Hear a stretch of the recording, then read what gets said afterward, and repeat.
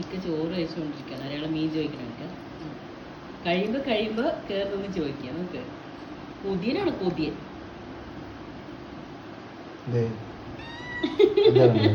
വായി കയറി പോവല്ലേ ഇപ്പോ.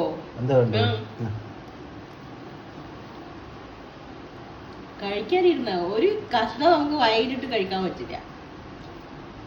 എത്ര സ്പീഡിൽ കഴിക്കുന്നറിയോ കുറുമ്പ. ഞാൻ കഴിക്കണ്ടടാ കുഞ്ഞി. കഴിയുമ്പോ ഇപ്പൊ വരും. കുറച്ച് ഉറപ്പിട്ടെടുക്ക കുഞ്ഞിമേ. ഇറച്ചി മീനിന് മണം കേട്ടാ പിന്നെ ആള് നിലത്ത് നിൽക്കില്ല.